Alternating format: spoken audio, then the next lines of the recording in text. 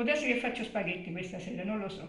Questa sera vi faccio vedere il desiderio di cose naturali.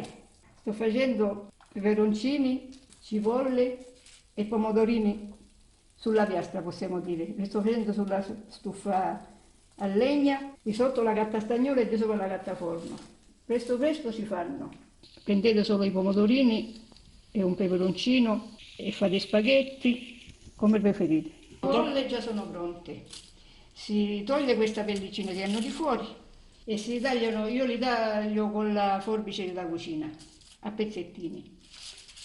Pomodoro sul calore, che si fanno nell'estate e si consumano nell'inverno, si appendono con il spago. Si fa una corona e si appende. È conosciuta questa pomodoro qui nella nostra zona del Messinese, perché una volta quando se ne faceva abbastanza si portavano al mercato di Barcellona e di Messina. Ora sono anche ricercati ora perché non se ne fa più, non ne fanno più le persone più avanti con l'età li facevano, ormai i giovani non li fanno e si riperde pure anche quest'altra usanza e si perde. A me quando ero più giovane fare questi pomodorini mi piaceva molto lavorarci, anche se si fanno nell'estate e c'è molto caldo, però era un lavoro che mi piaceva farlo. Si faceva un sacrificio nell'estate e poi nell'inverno si prendeva qualcosa di soldi.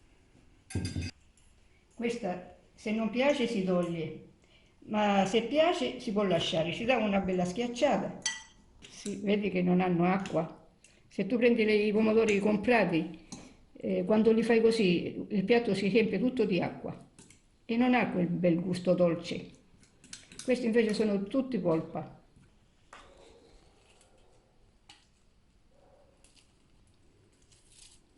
Ogni cosa ci vuole il suo tempo.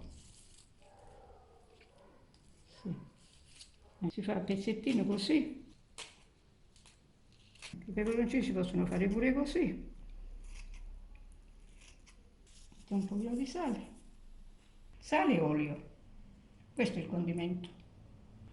Il piatto è pronto. Bio e a chilometro zero per chi ce l'ha.